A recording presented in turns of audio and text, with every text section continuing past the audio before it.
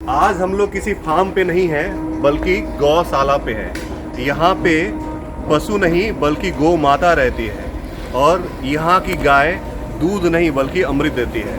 अगर आपको भगवान से मिलना है, अगर आपको श्री कृष्ण का दर्शन करना है तो आप इस गौशाला में आ सकते हैं, उनसे मिल सकते हैं। नमस्ते, प्रणाम। Back to farming agriculture tour of Bihar के दौरान हम लोग अपने गृह जिला में हैं। दोस्तों, अगर मैं बोलूँ कि आपके यहाँ जो गैर मिलावटी दूध भी आता है वो आपके सेहत के लिए बहुत बढ़िया नहीं होगा तो आप सब बेहद नाराज़ हो जाएंगे। लेकिन आपकी नाराज़गी को दूर करते हुए इसके पीछे का जो वजह है उसको जानने के लिए हम लोग एक फार्म पे हैं। ये देसी गाय का फार्म है। यहाँ पे बहुत सारे गिर गाय हैं और आपको भले ही थोड़ी अलग चीज़ें लगेंगी क्योंकि आपके लिए गैर अच्छा दूध का डेफिनेशन जो होता है वो गैर मिलावटी दूध होता है।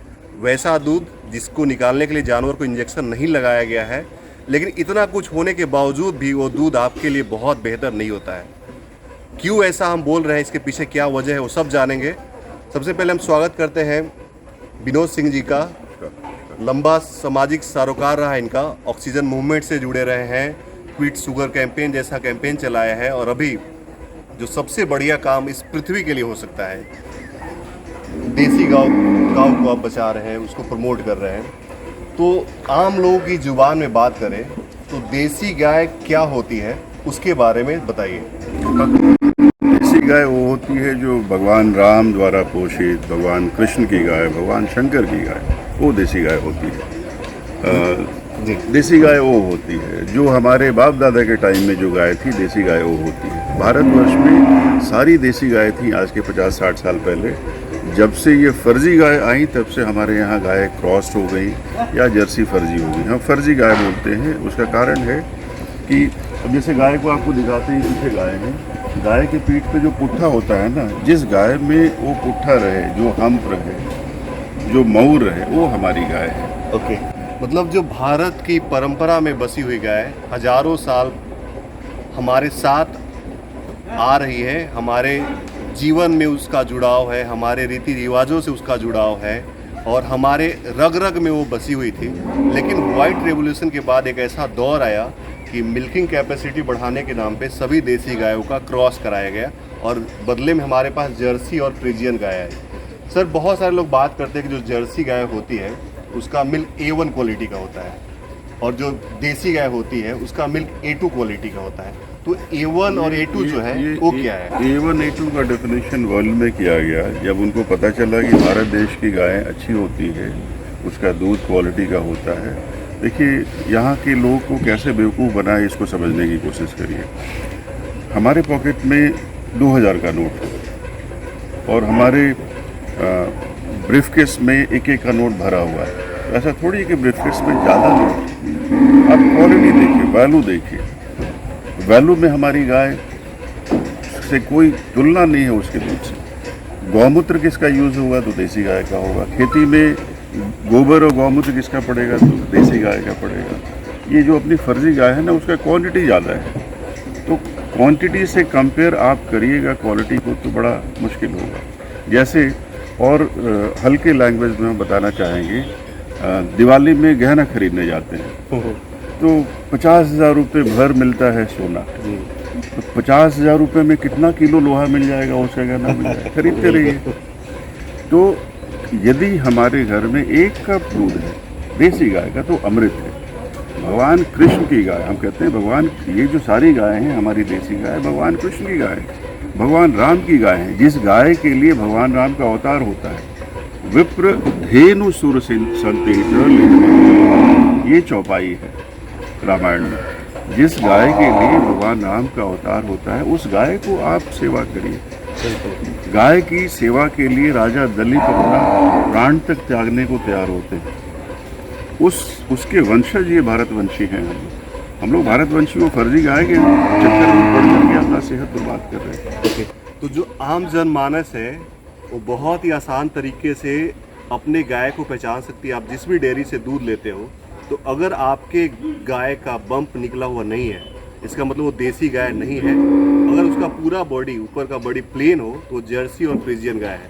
और अमूमन अभी तकरीबन 99% गाय जो हमारे यहाँ है वो बिल्कुल जर्सी और फ्रिजियन गाय है। बिहार में डेटा अभी सरकार का ही आया कि केवल 5 से 10% गाय हमारी देसी बची है। इसलिए हम मुस्कुरा करके लोगों को कहते हैं कि भाई यदि आपको अवेलेबल हो जाए, उपलब्ध हो जाए देसी गाय का दूध तो ले आइए। थोड़ा महंगा मिलेगा आपको, लेकिन उस चक्कर में मत पड़िए। ओके सर, जो इतना जोर दे रहे हैं उसके पीछे का जो साइंटिफिक रीजन है, 1993 में न्यूजीलैंड के एक रिसर्च में पता चला कि जो गाय की दूध होती है उसमें 2 तरह का प्रोटीन होता है, A1 और A2। A2 जो प्रोटीन होता है उसको हमारा शरीर आसानी से डाइजेस्ट कर लेता है, और A1 जो प्रोटीन होता है वो हमारा शरीर बढ़िया तरीके से डाइजेस्ट नहीं कर पाता है, जिसके कारण टाइप 2 डायबिटीज़, न्यूरोलॉजिकल समस्याएं और भी बहुत सारा, खास करके बच्चों में काफ़ी परेशानी आती है। सर, A1 जो मिल्क है उसके और कितने दुष्परिणाम होता है जो हम लोग झेल रहे हैं, हमारे यहाँ के लोग झेल रहे हैं? देखिए, 50 साल में हमारी गाय विलुप्त होती गई और हॉस्पिटल बढ़ते गए। यही रिलेशन है देसी गाय का और फर्जी गाय का। फर्जी गाय का दूध यदि आप नहीं पीजिएगा तो आप बचे रह सकते हैं। दूध क्यों पीते हैं? सेहत बने, लेकिन दूध के नाम पे यदि आप जहर पी रहे हैं तो सेहत नहीं बनेगा। इसलिए मेरा एकदम हाथ जोड़ के निवेदन है कि यदि आपको देसी गाय का दूध नहीं मिले, कोशिश करिए मटियाने का, नहीं पीने का। नहीं पीजिएगा तो बचे रहिएगा। क्वालिटी की बात हम बराबर करते हैं। जो गाय का दूध या भैंस का दूध, कोई भी दूध जो मिल रहा है उसको कप में रखिए, और कहीं देसी गाय का दूध किसी अच्छे मसाला से, डेयरी फार्म के चक्कर में कम पड़ना चाहिए, क्योंकि वो कमर्शियल वेंचर होता है, उसमें बहुत तरह की कहानी होती है। तो जो प्यार से गाय की सेवा करता हो वहाँ से 1 कप दूध ले आइए, अपने घर का दूध जो एग्जिस्टिंग है उसको ले आइए, और अंपायर बनाइए 1-2 साल के बच्चे को। अपने अंपायर मत बनिए, क्योंकि आपके दिमाग में फिर दूसरा आएगा, अच्छा ये अच्छा तो है लेकिन महंगा है, तो बोलिए अच्छा सस्ता वाला ही करें। फिर आपको ये समझ में नहीं आएगा कि सस्ता वाला दूध पिएंगे, उसके बाद जाके हॉस्पिटल में पैसा देंगे। तो एक छोटे बच्चे को आप अंपायर बनाइए, साल बच्चे। हम ऐसा ही करते हैं। एक बार एक फैमिली में भी हमने कहा कि आप अपने बच्चे को पिला के देखिए, बच्चा जो पीता है उसको पीने दीजिए। हमारी गाय सर्वश्रेष्ठ। अच्छा, गाय की दौड़ कभी देखें। यहाँ पे जब गाय खुलती हैं तो क्या शानदार तरीके से दौड़ती है। जर्सी गाय चल नहीं पाती है, दौड़ेगी क्या हो? तो जो गाय चलती नहीं है उसका दूध भी चलाएगा नहीं। बिल्कुल। एक और बात आपको बता दूं, जो देसी गाय के बारे में हम लोग बात कर रहे हैं, देसी गाय का इतना क्वालिटी होता है कि अगर देसी गाय कोई विषाक्त चीज़ भी खा लेता है, दूध में उसका कोई भी असर नहीं आता है। तो भगवान ने उसको इस तरह से मानवता के लिए एक वरदान के रूप में पृथ्वी पे नवाजा है, और हम सबको उसको यूज़ करना चाहिए, बढ़ावा देना चाहिए। तो आज आप शाम को जब भी अपने दूध लेने डेयरी में जाए तो एक बार ज़रूर चेक कर लें कि आपका गाय सर के जुबान में फर्जी है या फिर देसी है। देखिए, हमारे ऋषि मुनियों ने कहा कि जीवन भर माँ नहीं रहेगी, तो माँ के समान जो दूध हो सकता है हमारी गौ माता का। हमारे इसको गाय, एक बहुत बड़े आदमी ने हमसे कहा कि आपके यहाँ कितने पशु हैं, कितने जानवर हैं? हमने कहा मेरे यहाँ तो कोई जानवर नहीं है। क्योंकि ऐसा कैसे बोलते हैं? आपके विषय में इतनी अच्छी अच्छी बातें सुनने को हमको मिली। तो हमने कहा हम हाथ जोड़ते हैं, मेरे पास एक भी पशु नहीं है, एक भी जानवर नहीं है। बोले फिर क्या है? तो हमारे पास गौ माताएं हैं। फिर उन्होंने बोला माफ़ी हम चाहते हैं, हम करेक्ट करते हैं कि हमने जानवर कहा। भगवान कृष्ण गीता में कहते हैं कि मैं पशुओं में सिंह हूँ और गौओं में मैं कामधेनु हूँ। हमने यहाँ पे एनिमल हस्बेंड्री के सेक्रेटरी आए थे, उनको रिक्वेस्ट किया कि सरकार को कहिए पशुपालन विभाग को अलग रखे, गौ सेवा विभाग को एक लेके आए। बिल्कुल, वही डॉक्टर मुर्गी भी देखेगा, तो आप उसका इंतजाम करिए। ये गौ माताएं हैं। हमारे ऋषि मुनियों ने कहा कि भाई गौ के शरण में जाओ, माँ के शरण में जाओ। भैंस माता नहीं बोला, सुअर माता नहीं बोला, बकरी माता नहीं बोला। दूध देने वाले तो इतने जानवर हैं। बिल्कुल। भगवान कृष्ण ने ही जब कहा कि नहीं ये जानवर नहीं है भाई, ये उल्टा काम हमारे देश में लोग कर रहे हैं। पशुपालन विभाग में ये पशु डाला हुआ है, और लोग कहते हैं कितने पशु हैं।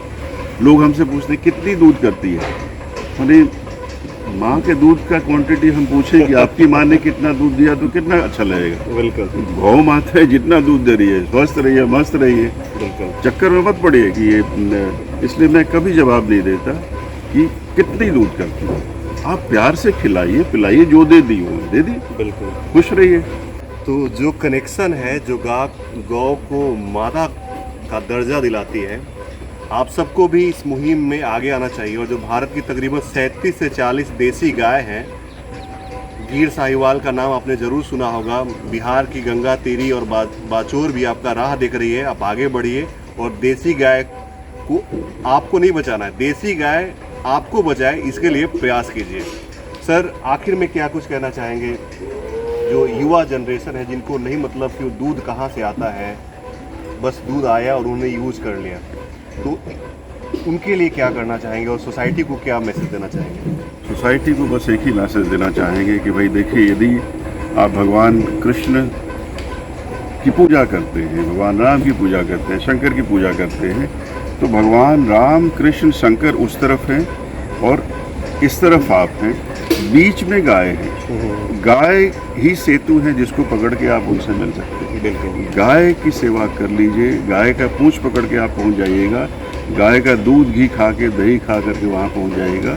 युवा पीढ़ी तो बहुत स्मार्ट पीढ़ी है, क्वालिटी कॉन्शियस है, केवल उसको समझना होगा कि भाई हमको दूध कहाँ अच्छा मिलेगा। 150 रुपये में कॉफ़ी पीने वाला हमारा युवा जनरेशन है, 150 रुपये में तो 1 लीटर दूध पी सकता है वो। ये रिवोल्यूशन में युवाओं को आगे आना होगा। यंगस्टर्स बोले कि नहीं, I am a milk lover, कहे कि मैं तो दूध का प्रेमी हूँ साहब, कॉफ़ी भी पीता हूँ, कोई दिक्कत नहीं है, कभी पी लेंगे चलेगा, चाय भी कभी चलेगा। वैसे चाय कॉफ़ी ना पिए तो बेस्ट है। ये किसानों के पास यदि ये बात पहुँच रही है तो हम तो कहेंगे कि बताइए आपको क्या ज़रूरत थी चाय कॉफ़ी पीने की? क्या है चाय में?